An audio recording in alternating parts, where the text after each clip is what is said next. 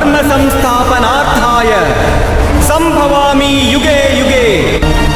Hi friends, ಹೇಗಿದ್ದೀರಾ? ಇವತ್ತಿನ ಅದ್ಭುತ ವಿಡಿಯೋಗೆ ನಿಮ್ಮೆಲ್ಲರಿಗೂ ಆತ್ಮೀಯ ಸ್ವಾಗತ. ಒಂದು ಸಾರಿ ಲಕ್ಷ್ಮೀ ದೇವಿ ಶ್ರೀ ಮಹಾವಿಷ್ಣುವನ್ನ ಒಂದು ಪ್ರಶ್ನೆ ಕೇಳುತ್ತಾರೆ. ಸ್ವಾಮಿ, ನನ್ನ ಮನಸ್ಸಿನಲ್ಲಿ 3 ಸಂದೇಹಗಳಿವೆ. ಆ ಪ್ರಶ್ನೆಗಳಿಗೆ ಉತ್ತರ ಸಿಗದೆ ಕಂಗಾಲಾಗಿದ್ದೇನೆ. ದಯವಿಟ್ಟು ನನ್ನ ಸಂದೇಹಗಳನ್ನ ಪರಿಹರಿಸಿ ಎಂದು ಕೇಳುತ್ತಾರೆ. ಆಗ ಶ್ರೀ ಮಹಾವಿಷ್ಣು ಲಕ್ಷ್ಮೀ ದೇವಿಗೆ ತನ್ನ ಮನಸ್ಸಿನಲ್ಲಿರುವ ಸಂದೇಹಗಳನ್ನ ಹೇಳುತ್ತಾರೆ. ಆಗ ಲಕ್ಷ್ಮೀ ದೇವಿ, ಸ್ವಾಮಿ, ಯಾವ ಮಹಿಳೆಗೆ ಪುತ್ರಯೋಗ ಇರುವುದಿಲ್ಲ? ಯಾವ ಮಹಿಳೆ ಚಿಕ್ಕ ವಯಸ್ಸಿನಲ್ಲಿ ವಿಧವೆಯಾಗುತ್ತಾಳೆ? ಸ್ತ್ರೀಯು ಯಾವ ಕೆಲಸವನ್ನ ಮಾಡಿದರೆ ಆಕೆ ಸತ್ತು ಹೋದ ನಂತರ ಸ್ವರ್ಗ ಪ್ರಾಪ್ತಿಯಾಗುತ್ತದೆ ಎಂದು ಲಕ್ಷ್ಮೀ ದೇವಿ ಶ್ರೀ ಮಹಾವಿಷ್ಣುವನ್ನ ಕೇಳುತ್ತಾರೆ.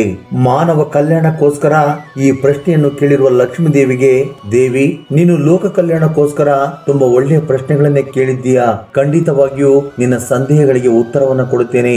ಆದ್ರೆ ಈ ಉತ್ತರವನ್ನು ಯಾರು ಶ್ರದ್ಧೆಯಿಂದ ಕೇಳುತ್ತಾರೋ ಅವರಿಗೆ ಭೂಲೋಕದಲ್ಲಿ ಪುಣ್ಯವು ಸಿಗುತ್ತದೆ. ಸತ್ತು ಹೋದ ನಂತರ ಅವರಿಗೆ ಮೋಕ್ಷವು ದೊರೆಯುತ್ತದೆ. ಆದ್ದರಿಂದ ನಿಮ್ಮ ಸಂದೇಹಗಳಿಗೆ ಒಂದು ಅದ್ಭುತವಾದ ಕಥೆಯ ಮೂಲಕ ಉತ್ತರವನ್ನ ನೀಡುತ್ತೇನೆ, ಶ್ರದ್ಧೆಯಿಂದ ಕೇಳಿ ಎಂದು ಹೇಳಿ ಶ್ರೀ ಮಹಾವಿಷ್ಣು ಕಥೆಯನ್ನ ಶುರು ಮಾಡುತ್ತಾರೆ. ಈ ಕಥೆಯನ್ನ ಲೋಕ ಕಲ್ಯಾಣಕ್ಕೋಸ್ಕರ ಯಾರು ಪೂರ್ತಿಯಾಗಿ ಶ್ರದ್ಧೆಯಿಂದ ಕೇಳುತ್ತಾರೋ ಅವರಿಗೆ ಸಂಬಂಧಿಸಿದ 32 ಪಾಪಗಳನ್ನ ಕ್ಷಮಿಸುತ್ತೇನೆಂದು ಸಾಕ್ಷಾತ್ ಶ್ರೀ ಮಹಾವಿಷ್ಣು ಲಕ್ಷ್ಮೀ ದೇವಿಯ ಬಳಿ ಹೇಳುತ್ತಾರೆ. ಆಗ ಲಕ್ಷ್ಮೀ ದೇವಿ ಒಪ್ಪಿಕೊಂಡು ಕಥೆಯನ್ನ ಕೇಳುವುದಕ್ಕೆ ಸಿದ್ಧರಾಗುತ್ತಾರೆ. ಸ್ನೇಹಿತರೆ, ನೀವು ಕೂಡ ಈ ಕಥೆಯನ್ನ ಶ್ರದ್ಧೆಯಿಂದ ಪೂರ್ತಿಯಾಗಿ ಕೇಳಿ. ಹಾಗೆ ಕಮೆಂಟ್ ಬಾಕ್ಸ್ ಅಲ್ಲಿ ಓಂ ನಮೋ ನಾರಾಯಣ ಎಂದು ಕಮೆಂಟ್ ಮಾಡುವ ಮೂಲಕ ಶ್ರೀ ಮಹಾವಿಷ್ಣುವಿಗೆ ನಿಮ್ಮ ಕೃತಜ್ಞತೆಯನ್ನು ಅರ್ಪಿಸಿ. ಒಂದು ಊರಿನಲ್ಲಿ ಒಬ್ಬ ವ್ಯಾಪಾರಿ ಇದ್ದನು. ಆತನಿಗೆ 2 ಗಂಡು ಮಕ್ಕಳು ಇರುತ್ತಾರೆ. ಆ 2 ಗಂಡು ಮಕ್ಕಳು ಮದುವೆ ವಯಸ್ಸಿಗೆ ಬಂದಾಗ 2 ಅಂದವಾದ ಹುಡುಗಿಯರನ್ನ ಹುಡುಕಿ ಅವರಿಗೆ ಮದುವೆ ಮಾಡುತ್ತಾನೆ. ಆ ವ್ಯಾಪಾರಿಗೆ ಯಾವುದೇ ರೀತಿಯ ಕೊರತೆ ಇಲ್ಲ. ಆದ್ರೆ ಆತನ 2 ಮಕ್ಕಳು ಮಾತ್ರ ತುಂಬಾ ದುಷ್ಟರು. ಬರೀ ಅವರು ಮಾತ್ರವಲ್ಲ, ವ್ಯಾಪಾರಿಯ ಹೆಂಡತಿ ಮತ್ತು ಅವನ ಹಿರಿಯ ಪುತ್ರನ ಹೆಂಡತಿ ಕೂಡ ತುಂಬಾ ದುಷ್ಟರಾಗಿರುತ್ತಾರೆ. ಆ ವ್ಯಾಪಾರಿಯ ಹೆಂಡತಿ ಹಿರಿಯ ಮಗನ ಹೆಂಡತಿಯನ್ನ ತುಂಬಾ ಪ್ರೀತಿಯಿಂದ ನೋಡಿಕೊಳ್ಳುತ್ತಿದ್ದಳು. ಆದ್ರೆ ಚಿಕ್ಕ ಸೊಸೆಯನ್ನು ಮಾತ್ರ ಚುಚ್ಚು ಮಾತುಗಳಿಂದ ತುಂಬಾ ದುಃಖವನ್ನ ನೀಡುತ್ತಿದ್ದಳು. ಈ ಚಿಕ್ಕ ಸೊಸೆ ತುಂಬಾ ಗುಣವಂತರಾಗಿದ್ದಳು. ಹಾಗೆಯೇ ಆಕೆ ಒಬ್ಬ ಪತಿವ್ರತೆ ಶಿರೋಮಣಿ ಕೂಡ. ಆಕೆ ಒಬ್ಬಳೇ ಮನೆಯ ಎಲ್ಲ ಕೆಲಸಗಳನ್ನ ಮಾಡುತ್ತಿದ್ದಳು. ಮನೆಯ ಪ್ರತಿಯೊಂದು ಕೆಲಸಗಳನ್ನು ಕೂಡ ತುಂಬಾ ಶ್ರದ್ಧೆಯಿಂದ ಮಾಡುತ್ತಿದ್ದಳು. ಈ ರೀತಿಯಾಗಿ ಎಷ್ಟೋ ಒಳ್ಳೆ ಗುಣಗಳಿದ್ದರೂ ಕೂಡ ಅವಳ ಅತ್ತೆ ಅವಳಿಗೆ ನಾನಾ ಹಿಂಸೆಗಳನ್ನ ಕೊಡುತ್ತಿದ್ದಳು. ಯಾವಾಗ ನೋಡಿದ್ರು ಅವಳನ್ನ ಅವಮಾನಿಸುತ್ತಿದ್ದಳು. ಅದಕ್ಕೆ ಒಂದು ಕಾರಣ ಕೂಡ ಇದೆ. ಅದೇನು ಅಂದ್ರೆ, ದೊಡ್ಡ ಸೊಸೆಗೆ ಒಂದು ಗಂಡು ಮಗು ಜನಿಸಿತ್ತು. ಆದ್ರೆ ಚಿಕ್ಕ ಸೊಸೆಗೆ ಮಾತ್ರ ಹೆಣ್ಣು ಮಗು ಜನಿಸಿತು. ಹೆಣ್ಣು ಮಗು ಹುಟ್ಟಿದೆ ಎಂಬ ಕಾರಣಕ್ಕೆ ಆ ವ್ಯಾಪಾರಿಯ ಹೆಂಡತಿ ಚಿಕ್ಕ ಸೊಸೆಗೆ ಯಾವಾಗಲೂ ಚುಚ್ಚು ಮಾತುಗಳಿಂದ ಆಕೆಯನ್ನ ಅವಮಾನಿಸುತ್ತಿದ್ದಳು. ಆಕೆಯ ಅದೃಷ್ಟದಲ್ಲಿ ಹೆಣ್ಣು ಮಗು ಜನಿಸಬೇಕೆಂದು ಇದ್ದಾಗ ಆ ಚಿಕ್ಕ ಸೊಸೆ ಏನು ಮಾಡಲು ಸಾಧ್ಯ? ಆದ್ರೆ ಸ್ನೇಹಿತರೆ, ಯಾವ ಮಹಿಳೆಗೆ ಗಂಡು ಮಗು ಜನಿಸುತ್ತದೆ ಎಂಬ ಪ್ರಶ್ನೆಗೆ ಈಗ ಉತ್ತರವನ್ನ ನೋಡೋಣ ಬನ್ನಿ. ವ್ಯಾಪಾರಿಯ ಹೆಂಡತಿ ಮೊದಲಿನಿಂದಲೂ ತುಂಬಾ ದುಷ್ಟಳಾಗಿದ್ದಳು. ಆಕೆ ತನ್ನ ಅತ್ತೆ ಮಾವನನ್ನ ತುಂಬಾ ಕಷ್ಟಕ್ಕೆ ದೂಡಿದ್ದಳು. ಈಗ ಇವಳು ತನ್ನ ಚಿಕ್ಕ ಸೊಸೆಯನ್ನ ಕಷ್ಟಕ್ಕೆ ದೂಡುತ್ತಿದ್ದಾಳೆ. ಆ ಚಿಕ್ಕ ಸೊಸೆಯ ಹೆಸರು ಸುಕನ್ಯಾ. ಪ್ರತಿದಿನವೂ ಬ್ರಾಹ್ಮಿ ಮುಹೂರ್ತದಲ್ಲಿ ಹೇಳುವ ಸುಕನ್ಯಾ ದಿನವಿಡೀ ಮನೆ ಕೆಲಸಗಳನ್ನ ಮಾಡಿ ಅವಳು ಕೇವಲ ರಾತ್ರಿಯ ಸಮಯದಲ್ಲಿ ಮಾತ್ರ ನಿದ್ರೆ ಮಾಡುತ್ತಿದ್ದಳು. ಈ ರೀತಿ ಸೇವೆ ಮಾಡುತ್ತಿದ್ದರೂ ಕೂಡ ವ್ಯಾಪಾರಿಯ ಹೆಂಡತಿ ಮಾತ್ರ ತನ್ನ ಚಿಕ್ಕ ಸೊಸೆಯನ್ನ ದ್ವೇಷ ಮಾಡುತ್ತಾ ಬಂದಳು. ಒಂದು ದಿನ ಆ ವ್ಯಾಪಾರಿಯ ಹೆಂಡತಿ, ನಾನು ಆಚೆ ಹೋಗುತ್ತಿದ್ದೇನೆ, ತಿರುಗಿ ಬರುವ ಒಳಗೆ ಅಡುಗೆ ಮಾಡಿ ಇಟ್ಟಿರು ಎಂದು ಹೇಳಿ ಮನೆಯ ಹೊರಗಡೆ ಹೋಗುತ್ತಾರೆ. ಆ ವ್ಯಾಪಾರಿಯ ಹೆಂಡತಿ ಕೊಡುವ ಕಷ್ಟಗಳನ್ನ ಸುಕನ್ಯಾ ತಾಳ್ಮೆಯಿಂದ ಸಹಿಸಿಕೊಂಡು ಈ ಕಷ್ಟಗಳು ಯಾವಾಗ ದೂರವಾಗುತ್ತೋ ಭಗವಂತ ಎಂದು ಮನಸ್ಸಿನಲ್ಲಿ ಅಂದುಕೊಳ್ಳುತ್ತಾ ದುಃಖ ಪಡುತ್ತಿದ್ದಳು.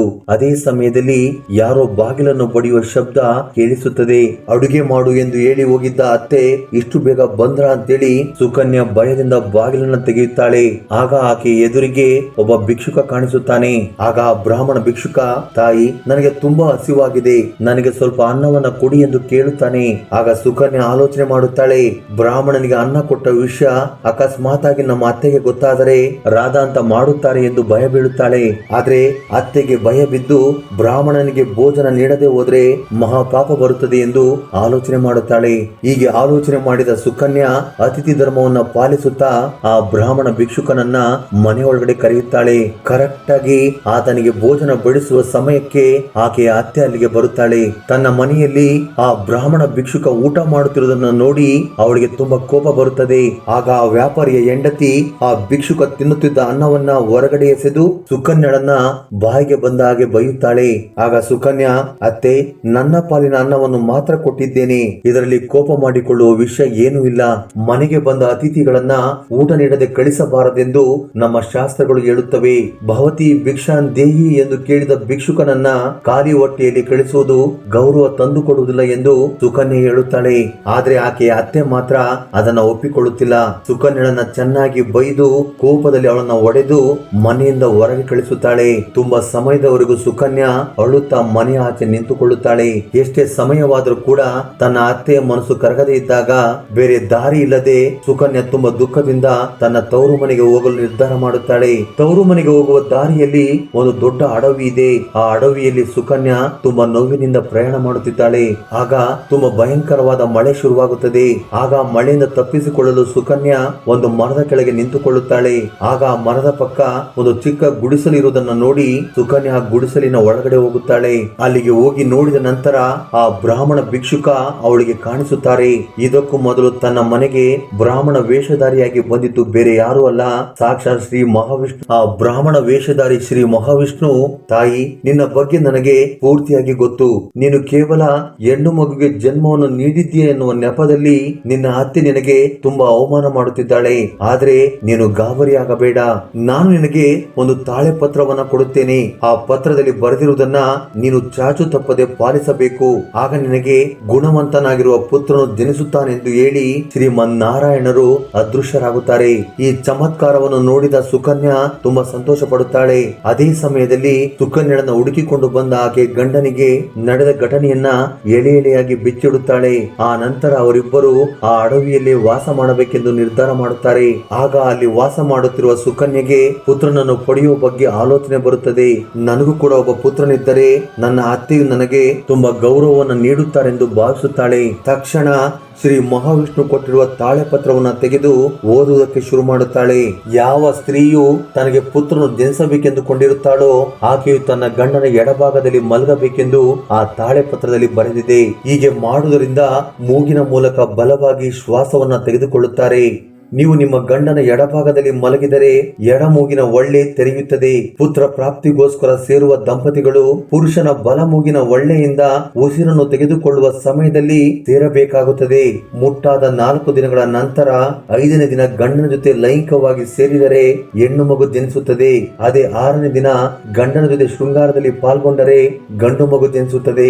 ಇನ್ನು 7ನೇ ದಿನ ಸೇರುವುದರಿಂದ ವಿಧವೆಯಾದ ಮಗಳು ಜನಿಸುತ್ತಾಳೆ. 8ನೇ ದಿನ ಶೃಂಗಾರದಲ್ಲಿ ಪಾಲ್ಗೊಳ್ಳುವುದರಿಂದ ತುಂಬಾ ಬಲಶಾಲಿ ಮಗಳು ಜನಿಸುತ್ತಾಳೆ. ಋತುಚಕ್ರ ಪೂರ್ತಿಯಾದ 9ನೇ ದಿನ ಸೇರುವುದರಿಂದ ಸುಂದರಿಯಾದ ಮಗಳು ಜನಿಸುತ್ತಾಳೆ. 10ನೇ ದಿನ ಪತ್ನಿಯೊಂದಿಗೆ ಸೇರುವುದರಿಂದ ತುಂಬಾ ಬುದ್ಧಿವಂತನಾದ ಮಗನು ಜನಿಸುತ್ತಾನೆ. 11ನೇ ದಿನ ಹೆಂಡತಿಯೊಂದಿಗೆ ಸೇರುವುದರಿಂದ ಗುಣವಂತೆ ಮಗಳು ಜನಿಸುತ್ತಾಳೆ. 12ನೇ ದಿನ ಹೆಂಡತಿಯೊಂದಿಗೆ ಲೈಂಗಿಕವಾಗಿ ಸೇರುವುದರಿಂದ ಗುಣವಂತ ಮತ್ತು ಪರಾಕ್ರಮಶಾಲಿ ಮಗನು ಜನಿಸುತ್ತಾನೆ. 13ನೇ ದಿನ ತನ್ನ ಹೆಂಡತಿಯ ಜೊತೆ ಸೇರುವುದರಿಂದ ಸಾಕ್ಷಾತ್ ಲಕ್ಷ್ಮಿ ಸ್ವರೂಪಿಯಾದ ಮಗಳು ಜನಿಸುತ್ತಾಳೆ. 14ನೇ ದಿನ ರಾತ್ರಿಯ ಸಮಯದಲ್ಲಿ ಸೇರುವುದರಿಂದ ಬುದ್ಧಿವಂತ ಮತ್ತು ಬಲಶಾಲಿ ಮಗನು ಜನಿಸುತ್ತಾನೆ. ಈ ರೀತಿಯಾಗಿ ಆ ತಾಳೆ ಪತ್ರವನ್ನು ಓದಿದ ಸುಕನ್ಯಾ ಮುಟ್ಟಿನ ಪ್ರಾರಂಭದಿಂದ 14ನೇ ದಿನ ತನ್ನ ಗಂಡನೊಂದಿಗೆ ಲೈಂಗಿಕವಾಗಿ ಸೇರುತ್ತಾಳೆ. ಹೀಗೆ ಕೆಲವು ದಿನಗಳ ನಂತರ ಸುಕನ್ಯಾ ಗರ್ಭವತಿಯಾಗುತ್ತಾಳೆ. ಹೀಗೆ ಒಂದು ಸಾರಿ ಸುಕನ್ಯಳ ಗಂಡ ಕಟ್ಟಿಗೆಯನ್ನು ತೆಗೆದುಕೊಂಡು ಬರುವುದಕ್ಕೆ ಅಡವಿಗೆ ಹೋಗುತ್ತಾನೆ. ಆಗ ಜೋರಾಗಿ ಮಳೆ ಬೀಳುತ್ತದೆ. ಅವರು ವಾಸ ಮಾಡುತ್ತಿದ್ದ ಗುಡಿಸಲು ಎಗರಿ ಹೋಗುತ್ತದೆ. ಆಗ ಸುಕನ್ಯಾ ತಕ್ಷಣ ಓಡಿ ಬಂದು ಮೊದಲು ಕಾಣಿಸಿಕೊಂಡಿದ್ದ ಆ ಸನ್ಯಾಸಿಯ ಗುಡಿಸಲಿಗೆ ಹೋಗುತ್ತಾಳೆ. ಅಲ್ಲಿರುವ ಗುಡಿಸಲಿನಲ್ಲಿ ತನ್ನ ಗಂಡನಿಗೋಸ್ಕರ ಎದುರು ನೋಡುತ್ತಿದ್ದಾಳೆ. ಆಗ ಅಲ್ಲಿಗೆ ಇಬ್ಬರು ರಾಕ್ಷಸರು ಬರುತ್ತಾರೆ. ಅವರು ಆ ಮರದ ಜೊತೆ ಆ ಪೂರ್ತಿ ಸ್ಥಳವನ್ನ ತೆಗೆದುಕೊಂಡು ಒಂದು ನಿರ್ಜನ ಸ್ಥಳಕ್ಕೆ ಹೋಗುತ್ತಾರೆ. ಆಗ ಸುಕನ್ಯಾ ಆ ಮರದ ಕೆಳಗೆ ಇರುವ ಆ ಗುಡಿಸಲಿನಲ್ಲಿ ಉಳಿದು ಬಿಡುತ್ತಾಳೆ. ಆಗ ಆಕೆ ಹೊರಗಡೆ ಕಾಣುತ್ತಿರುವ ದೃಶ್ಯವನ್ನ ನೋಡಿ ಆಶ್ಚರ್ಯಳಾಗುತ್ತಾಳೆ. ಏಕೆಂದ್ರೆ ಅವಳ ಕಣ್ಣ ಮುಂದೆ ತುಂಬಾ ಬಂಗಾರ, ದುಡ್ಡು ಕಾಣಿಸುತ್ತದೆ. ಆ ನಂತರ ಅವೆಲ್ಲವನ್ನು ತೆಗೆದುಕೊಂಡು ಮತ್ತೆ ಅವಳು ಆ ಗುಡಿಸಲಿಗೆ ಬರುತ್ತಾಳೆ. ಆಗ ರಾಕ್ಷಸರು ಆ ಮರವನ್ನು ತೆಗೆದುಕೊಂಡು ಆ ಅಡವಿಯಲ್ಲಿ ಇದಕ್ಕೂ ಮೊದಲಿದ್ದ ಜಾಗದಲ್ಲಿ ಅದನ್ನ ಹೂಡುತ್ತಾರೆ. ಆಗ ಗುಡಿಸಲಿನಿಂದ ಹೊರ ಬಂದ ಸುಕನ್ಯಾ ಅಲ್ಲಿಗೆ ಬಂದ ತನ್ನ ಗಂಡನಿಗೆ ನಡೆದ ಘಟನೆಯನ್ನೆಲ್ಲ ಹೇಳುತ್ತಾಳೆ. ಆಗ ಇಬ್ಬರು ಸಂತೋಷ ಪಟ್ಟು ಆ ಬಂಗಾರದ ರಾಶಿಯನ್ನ ಎತ್ತಿಕೊಂಡು ತನ್ನ ಮನೆಗೆ ಬರುತ್ತಾರೆ. ಆಗ ಮನೆಗೆ ಬಂದ ಸುಕನ್ಯಾ ನಡೆದ ಘಟನೆಯನ್ನೆಲ್ಲ ತನ್ನ ಅತ್ತೆಗೆ ಹೇಳುತ್ತಾಳೆ.